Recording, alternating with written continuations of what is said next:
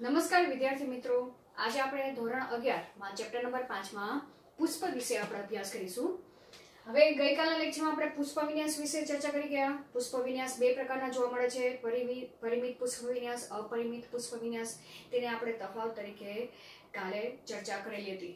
બરાબર. હવે આજે આપણે પુષ્પ વિન્યાસ ઉપર પુષ્પ નું શું મહત્વ છે, પુષ્પની રચના શું છે, બરાબર, પુષ્પના જુદા જુદા લાક્ષણિકતાઓ વિશે આપણે આજે ચર્ચા કરીશું. તો સૌથી પહેલા તો પુષ્પ એ આવૃત બીજધારી વનસ્પતિની, બરાબર, કઈ વનસ્પતિ?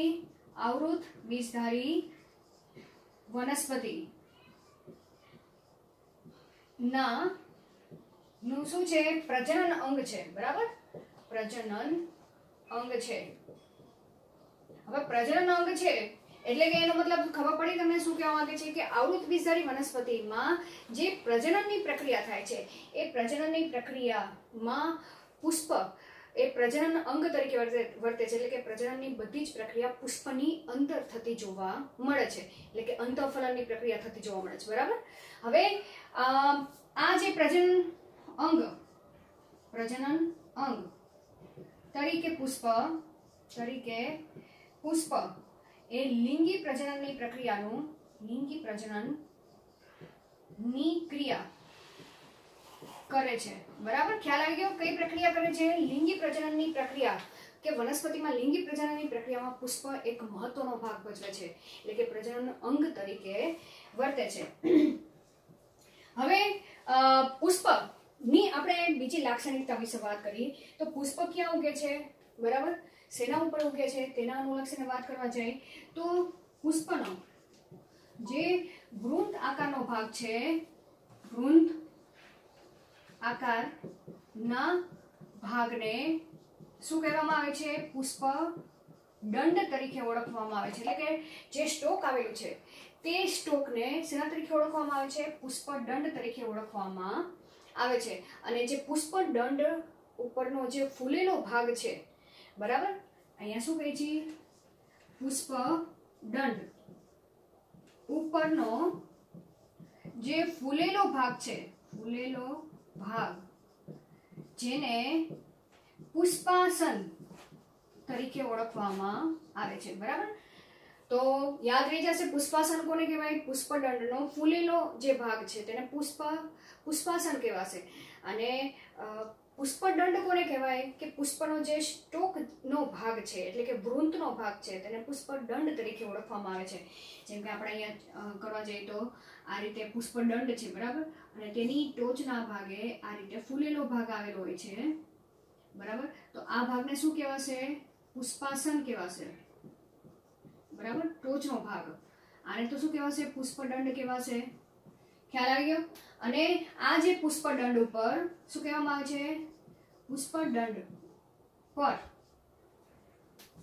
પુષ્પના જુદા જુદા 4 ચક્રો ગોઠવાયેલા હોય છે. ચક્રો ગોઠવાયેલા હોય છે. ખ્યાલ આવી ગયો? શું કહેવા માંગે છે કે ત્યાં પુષ્પના જુદા જુદા 4 ચક્રો. હવે આગળના ધોરણમાં તમે થોડું ઘણું તો ભણી જ ગયા છો. બરાબર, સેમ અહીંયા એ જ ચર્ચા કરવાની છે કે પુષ્પના કયા કયા ભાગો આવેલા જોવા મળે છે, કયા 4 ચક્રો હોય છે, હવે કઈ રીતે ગોઠવાયેલા છે તે આપણે આગળના લેક્ચરમાં થોડીક આપણે ચર્ચા કરી ગયા હતા. કે જે પ્રકાંડ છે એ પ્રકાંડની જે ગાંઠ છે એ ગાંઠમાં જે પર્ણનો વિકાસ થવાની પ્રક્રિયા, પર્ણની બદલે તે ગાંઠમાંથી પુષ્પના જુદા જુદા જે ભાગો છે એ ભાગોના વિકાસની પ્રક્રિયા થતી જોવા મળે છે. અને ગાંઠ એ કેવી થતી જાય છે? સંકોચાતી જાય છે. અને જેને કારણે જે 4 ભાગો છે એ ભાગો એ પુષ્પાસન ઉપર ગોઠવાયેલા જોવા મળે છે. એટલે કે અહીંયા શું થાય છે? આંતરગાંઠનું સંકોચન થાય છે અને જેને કારણે સંકુચિત બનેલો જે ભાગ છે ત્યાં પુષ્પના જુદા જુદા ભાગો ગોઠવાશે, જેને આપણે શેના તરીકે નામ આપ્યું છે? પુષ્પાસન નામ આપેલું છે. બરાબર, હવે આ જે એ 4 ચક્રોમાં સૌથી આગળ વજ્રચક્ર આવેલું હોય છે. બરાબર, તેની અંદર દલચક્ર ગોઠવાશે. બરાબર, દલચક્રની અંદરની બાજુએ બરાબર. અહીંયા સ્ટેપ પાડેલા છે કે પહેલા વજ્રચક્ર ગોઠવાયેલું હોય, પછી એની અંદરની બાજુએ દલપત્ર આવેલા હશે અને દલપત્રની અંદરની બાજુએ પુકેસર ચક્ર અને શ્રીકેસર ચક્ર ગોઠવાયેલા હોય છે. બરાબર. હવે એમાં જે આ વજ્રચક્ર અને જે દલ ચક્ર છે જે સહાયક ચક્રો તરીકે વર્તે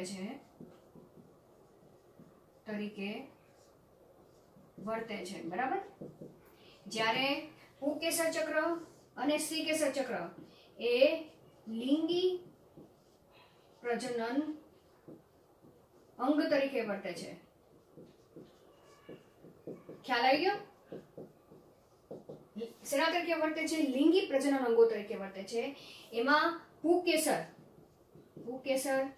એ શેના તરીકે વર્તે છે? નર લિંગી પ્રજનન અંગ તરીકે વર્તે છે. જ્યારે સ્ત્રીકેસર ચક્ર શેના તરીકે વર્તે છે? માદા લિંગી પ્રજનન અંગ તરીકે વર્તે છે. ખ્યાલ આવી ગયો? જો આ બધી સામાન્ય પોઈન્ટ બધા તમારે યાદ રાખવાના છે, કારણ કે આને આધારિત જ વનસ્પતિમાં લિંગી પ્રજનનની પ્રક્રિયા 12મા ધોરણમાં આવવાની છે. તો એમાં બધા મુદ્દા તમારે ઉપયોગમાં થશે. બરાબર. હવે અહીંયા આપણે આ જે બધા ચક્રો છે, 4 ચક્રો વિશે આપણે ડિટેલમાં આપણે ચર્ચા કરીશું. બરાબર. સૌથી પહેલા તો આપણે વજ્રચક્ર વિશે ચર્ચા કરી.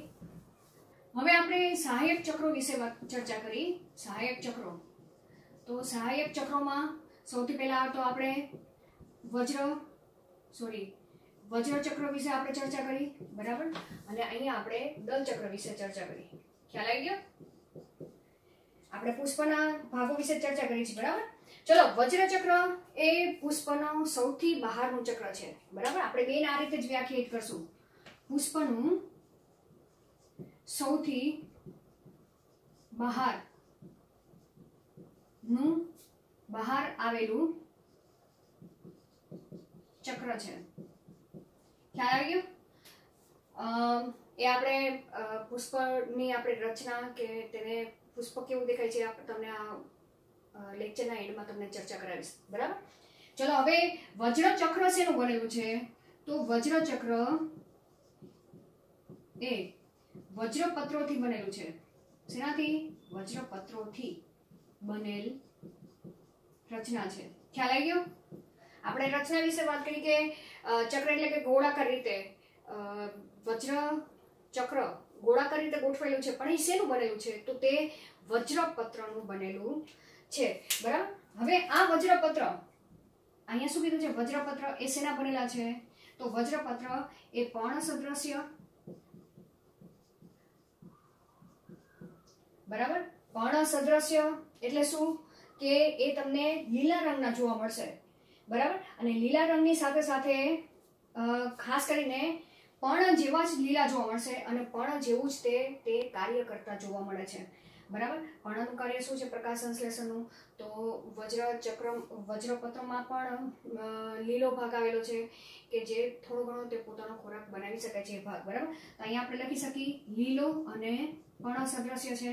જો આપણે કાર્ય લખવા જાય તો કાર્ય કોનું કાર્ય? વજ્રપત્રનું કાર્ય. તો જે કલિકા અવસ્થામાં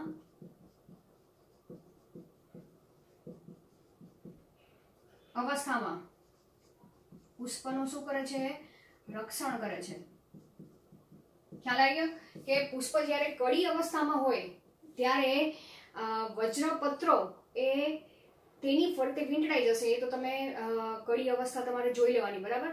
તો જે ગ્રીન કલરનો ભાગ જે ઢંકાયેલો જોવા મળે છે કળીની ફરતે, જેને વજ્રપત્રો તરીકે ઓળખવામાં આવે છે. હવે વજ્રચક્રમાં વજ્રપત્રો કઈ રીતે ગોઠવાયેલા છે? બરાબર. તેને આધારે વજ્રચક્રના ભાગ પાડવામાં આવેલા છે. યુક્ત વજ્ર ચક્ર અને મુક્ત વજ્ર ચક્ર. બરાબર. તો આપણે શેના આધારે નામ આપવામાં આવેલું છે? વજ્રચક્ર ના બે ભાગ પાડશું આપણે. મુક્ત વજ્ર પત્રી અને યુક્ત વજ્રપત્રી. બરાબર. શેના આધારે? કે જો પાંદડીઓ જે લીલા કલરનો જે ભાગ છે વજ્રપત્રોનો એ જો એકબીજા સાથે જોડાયેલી હશે, જેમ કે અહીંયા કિનારી આ રીતે જોવા જઈએ તો કિનારી બધી આ રીતે એકબીજા સાથે જોડાયેલી જોવા મળે તો શું કહેવાશે? આને યુક્ત વજ્રપત્રી કહેવાશે. પણ બધી કિનારી આ રીતે સ્વતંત્ર એકબીજાથી અલગ ગોઠવાયેલી હોય, બરાબર, કોઈ ધરી સાથે, તો આને શેના તરીકે ઓળખવામાં આવશે? મુક્ત વજ્રપત્રી કહેવાશે. કે વજ્રપત્રો બધા કેવા હોય? છૂટા ગોઠવાયેલા હોય, અને તો તેને મુક્ત કહેવાશે. આ રીતે ગોઠવાયેલા હોય તો તેને શું કહેવાશે? યુક્ત વજ્રપત્રી તરીકે ઓળખવામાં આવે છે. ખ્યાલ આવી ગયો? બરાબર. હવે આપણે દલ ચક્ર વિશે ચર્ચા કરી. તો દલ ચક્ર એ વજ્રચક્રની અંદરની બાજુએ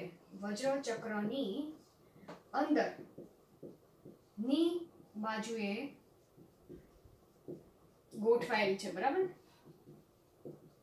ખ્યાલ આવી ગયો? ક્યાં એનું સ્થાન આવેલું છે? વજ્રચક્રની અંદરની બાજુ આવેલું છે. દલ ચક્ર એ દલપત્રોનું બનેલું છે. શેનું બનેલું છે? દલપત્રોનું બનેલું છે. બરાબર. જેને આપણે શું કહીશું? પાંદડીઓ પણ કહીશું. ખ્યાલ આવી ગયો? આપણે પાંદડી કહી છીએ, પુષ્પમાં પાંદડીઓ આવેલી છે, ગુજરાતીમાં આપણે કહી છીએ, તો તેને શું કહેવામાં આવશે? દલપત્ર તરીકે ઓળખવામાં આવે છે. હવે દલપત્ર વિશે આપણે થોડીક ચર્ચા કરવા જઈએ તો દલપત્ર કેવા જોવા મળે છે? જુદા જુદા આકારના હોય છે. હવે આકાર આપણે જોવા જઈએ તો એ જુદા જુદા આકારના જોવા મળે છે, જેમ કે ઘંટાકાર.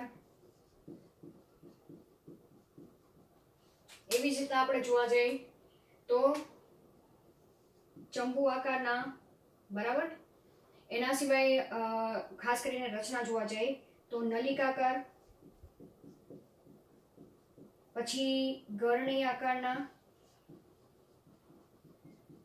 જોવા મળે છે. બરાબર. હવે દલપત્ર જુદા જુદા રંગના તેમજ જુદા જુદા આકારના તેમજ જુદા જુદા રંગના જોવા મળે છે. ખ્યાલ આવી ગયો? હવે તેનું આપણે કાર્ય, જેમાં એ કે વજ્રપત્રનું કાર્ય આપણે જોઈ ગયા, તો દલપત્રનું કાર્ય શું છે?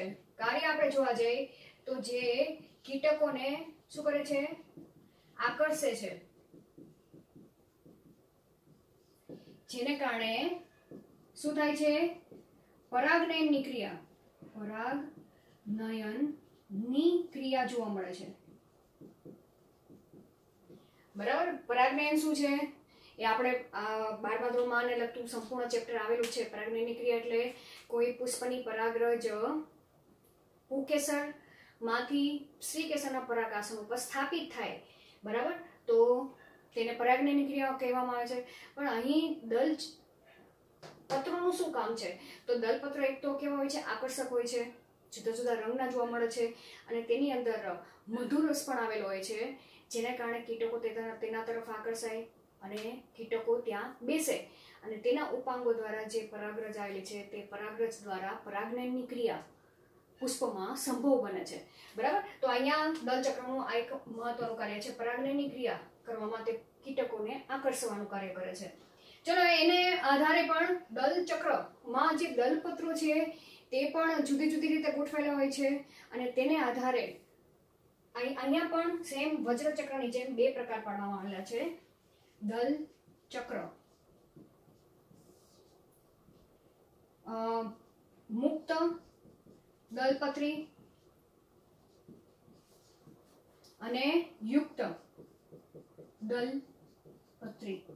કે જો બધી દલપત્રો એટલે કે પાંદડીઓ જો એકબીજા સાથે છૂટી છૂટી ગોઠવાયેલી હોય, એટલે કે તે અલગ અલગ રીતે, જેમ કે પુષ્પ તમે જોયું હોય તો આ રીતે આ પુષ્પ છે, અહીંયા તમે જોવા જાઓ તો આના જે દલપત્ર છે એ એકબીજા સાથે જોડાયેલું નથી, તો આને શું કહેવાશે? મુક્ત કહેવાશે.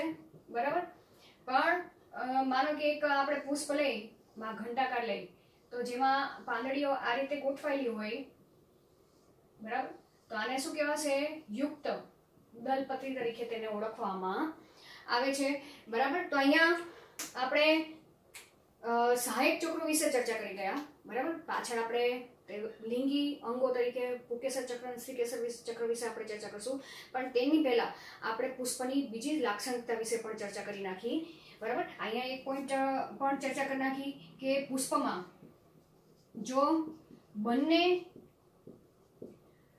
લિંગી પ્રજનન અંગ તરીકે પુકેસર અને સ્ત્રીકેસર શું હોય છે, હાજર હોય, તો તેવા પુષ્પને શું કહેવામાં આવશે? તેવા પુષ્પને શેના તરીકે ઓળખવામાં આવશે? દ્વિલિંગી પુષ્પ, બરાબર. આ પુષ્પના જુદા જુદા નામ તમારે યાદ રાખવાના છે. દ્વિલિંગી પુષ્પ. કઈ રીતે વ્યાખ્યા યાદ રાખશો કે પુષ્પમાં બંને લિંગી પ્રજનન અંગો હાજર હોય, પુકેસર ચક્ર પણ હાજર હોય, સ્ત્રીકેસર ચક્ર પણ હાજર હોય, તો તેવા પુષ્પને દ્વિલિંગી પુષ્પ કહેવાય. એકલિંગી પુષ્પની વ્યાખ્યા આવડશે તમને?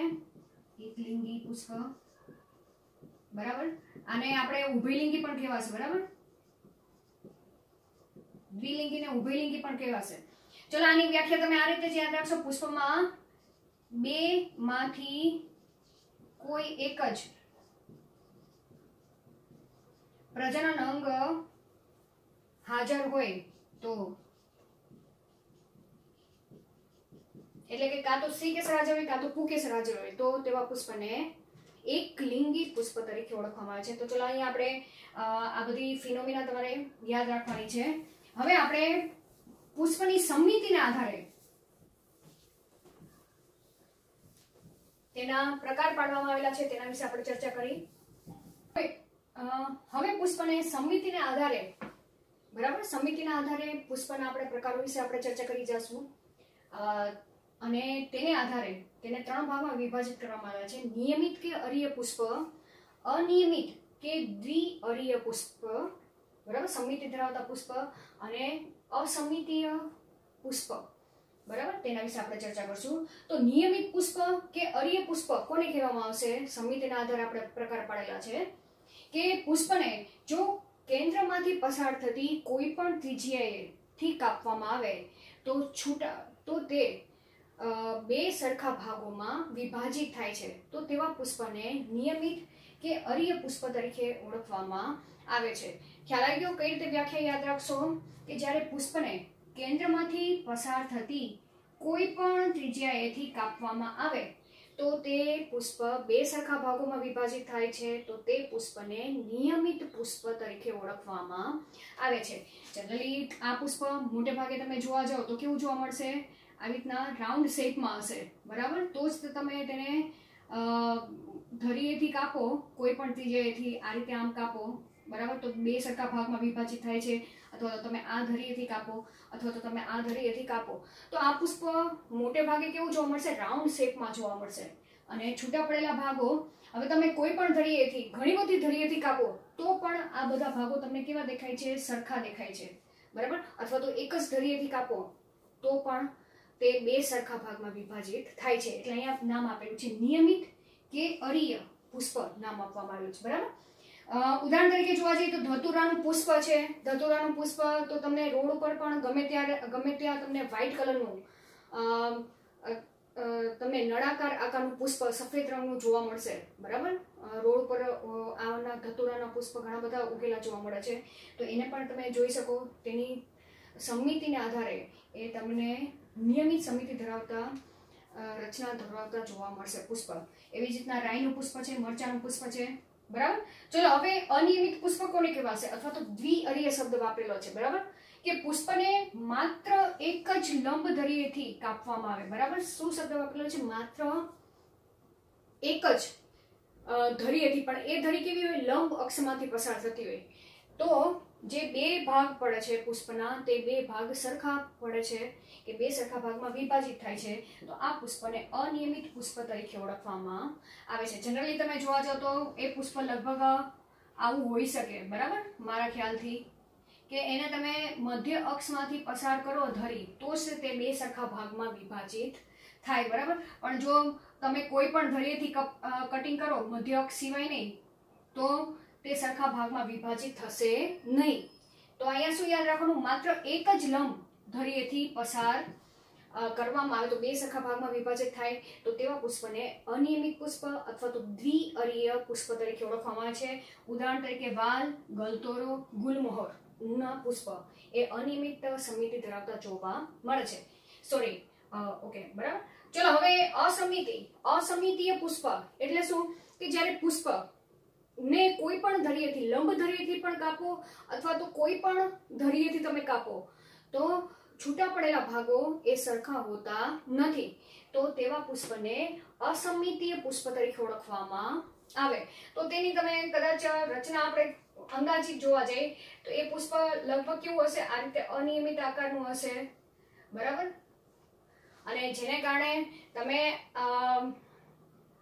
કટિંગ કરવા જાઓ તો પણ સરખા ભાગમાં વિભાજિત જોવા ન મળે. આ રીતે કટિંગ કરવા જો કોઈ પણ ધરીએથી તો તે સરખા ભાગમાં વિભાજિત થતું નથી. ઉદાહરણ તરીકે કેના, તો તમને સમિતિને આધારે પ્રકારો યાદ રહી જશે. નિયમિત કે અરીય સમિતિ, અનિયમિત કે દ્વિઅરીય સમિતિ અને અસમિતીય પુષ્પ કોને કહેવામાં આવે છે, આ વ્યાખ્યા તમારે ખાસ યાદ રાખવાની છે. ચલો હવે વાત કરીએ કે પુષ્પના, હવે પુષ્પમાં કેટલા 4 ચક્રો આવેલા હોય છે, વજ્રચક્ર, દલચક્ર, પુકેસર ચક્ર અને શ્રીકેસર ચક્ર. તો આ પુષ્પમાં આ 4 ચક્રો હાજર હોય અને આ 4 ચક્રોની સંખ્યા જો સરખી હોય શબ્દ વાપરો છો, બરાબર.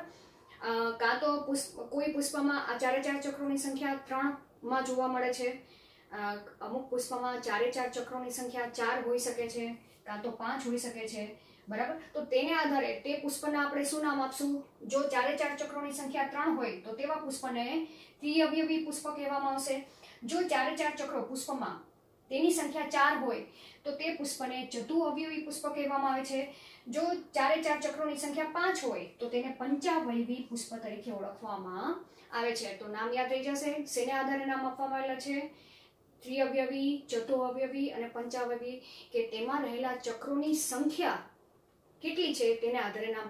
પણ યાદ રાખજો, નામ શેના આધારે આપેલા છે કે 4 ચક્રો હાજર હોવા જોઈએ અને 4 ચક્રોની સંખ્યા પણ કેવી હોવી જોઈએ, સરખી હોવી જોઈએ, તેને આધારે નામ આપેલા છે, બરાબર. ચલો હવે વાત આવી કે નિપત્ર કોને કહેવામાં આવે, કે ઘણા પુષ્પ એવા હોય છે કે તેના તલ ભાગે, બરાબર, શું જોવા મળે છે, પર્ણ જોવા મળે છે, બરાબર. માનો કે હું એક આ પુષ્પ કરું છું, બરાબર, પુષ્પનો આ પુષ્પ દંડ છે અને તેના તલ ભાગે આ રીતે પર્ણ ઉગેલું હોય, બરાબર. તો આ પર્ણને શું કહેવામાં આવશે, નિપત્ર કહેવામાં આવશે, નિપત્ર, બરાબર.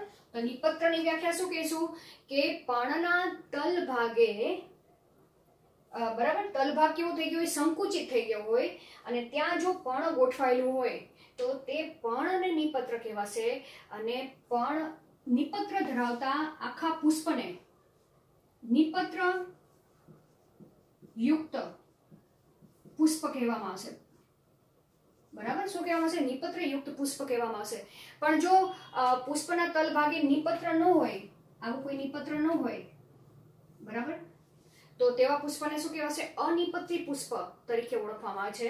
તો આ બધી વ્યાખ્યા તમારે યાદ રાખવાની છે. ચલો હવે આગળ આપણે પુષ્પની બીજી લાક્ષણિકતા વિશે આપણે ચર્ચા કરી નાખી, બરાબર. હવે આપણે બીજાશયના સ્થાનને આધારે પુષ્પના પ્રકારો વિશે આપણે ચર્ચા કરી. શેના આધારે પુષ્પના નામ આપણે પાડવાના છે, તેના બીજાશયના સ્થાનને આધારે. તો સૌથી પહેલા તો બીજાશય શું છે એ બધું આપણે પાછળ તો ચર્ચા કરવાની છે, પણ તમને થોડીક સમજૂતી આપી દઉં કે આપણે આગળ ચર્ચા કરી ગયા કે લિંગી પ્રજનન અંગ તરીકે પુકેસર ચક્ર અને શ્રીકેસર ચક્ર બંને આવેલું છે, બરાબર. તો હવે જે શ્રીકેસર ચક્ર છે, માનો કે આ શ્રીકેસર છે, બરાબર. શ્રીકેસર ચક્રમાં 3 ભાગો આવેલા હોય છે. ઉપરનો ટોચનો ભાગ હોય તેને પરાગાસન તરીકે ઓળખવામાં આવે છે. પછી નળી આકારનો ભાગને આપણે શેની વાત કરી છે, શ્રીકેસર ચક્રની, બરાબર, સર ચક્ર. નળી આકારનો ભાગ હોય તેને પરાગ વાહિની કહેવાય છે, વાહિની. અને નીચે તલસ્થ ભાગે તે આ રીતે ગોળાકાર ભાગ આવેલો છે તેને બીજાશય કહેવામાં આવે છે, બરાબર. તો ખાસ આપણે પુષ્પના હવે જે નામ આપવાના છે શેના આધારે આપવામાં આવેલા છે કે પુષ્પમાં જે શ્રીકેસર છે એ શ્રીકેસરનું બીજાશય એ પુષ્પાસન માં ક્યાં ગોઠવાયેલું છે, ઉપરની બાજુએ ગોઠવાયેલું છે કે નીચેની બાજુએ ગોઠવાયેલું છે, તેના સ્થાનને આધારે આપણે નામ પાડેલા છે.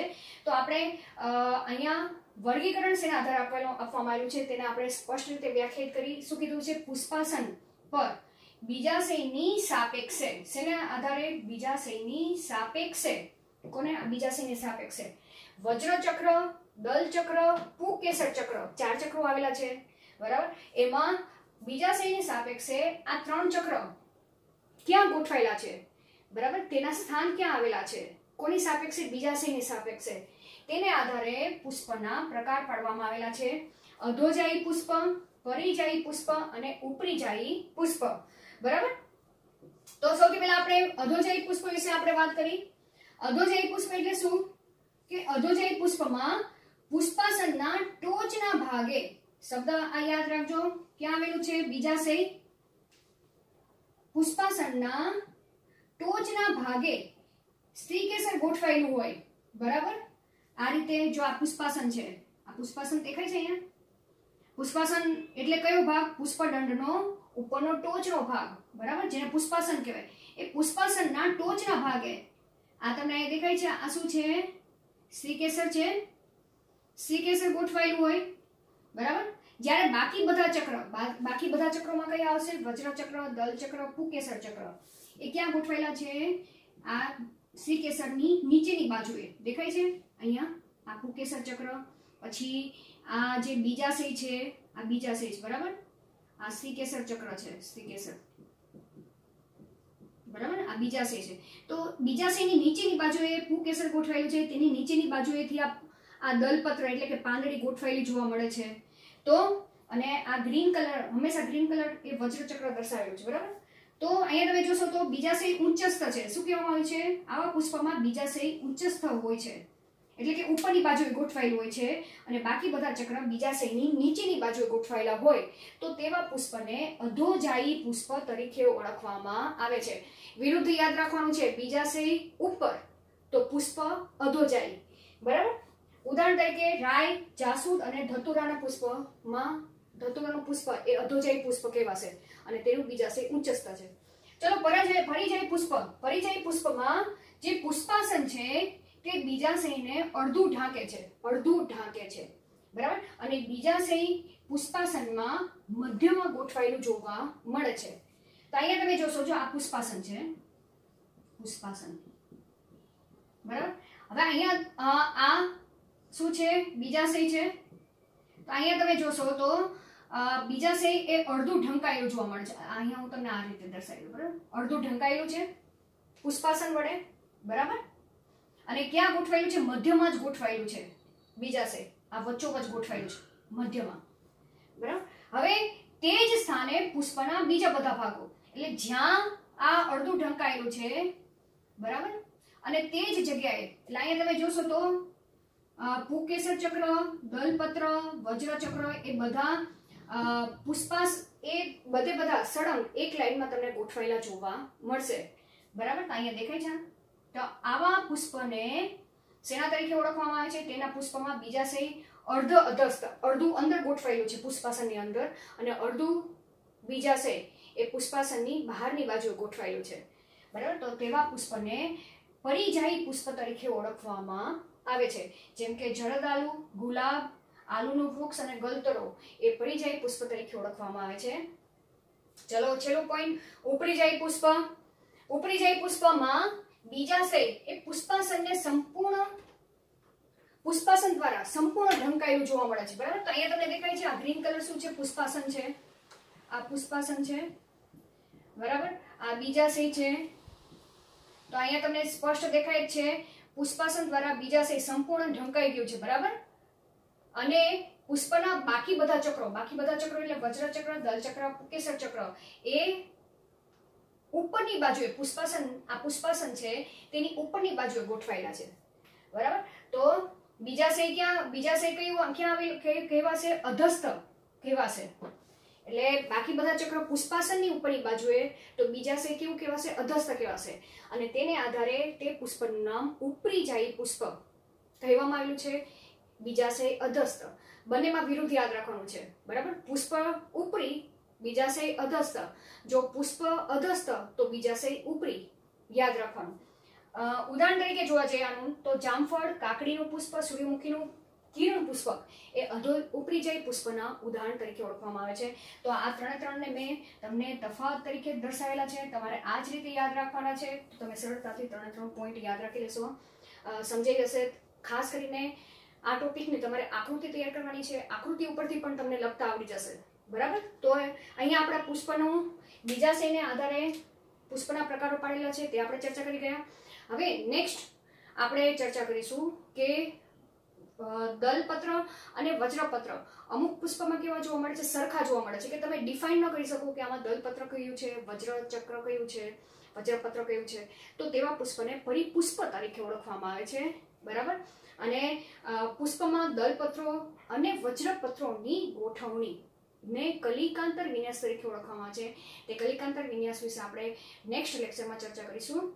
અત્યારે આપણે પુષ્પ જે અત્યારે આપણે ચર્ચા કરી ગયા છીએ કે પુષ્પના નામકરણ ચર્ચા કરી ગયા, દલપત્ર કોને કહેવાય, વજ્રપત્ર કોને કહેવાય, તેને આપણે થોડોક વિડીયો સ્વરૂપે, બરાબર, પ્રેક્ટિકલી સ્વરૂપે એ પુષ્પને આપણે જોવાનો પ્રયત્ન કરીએ તો તમને વધુ સરળતાથી યાદ રહેશે. બરાબર.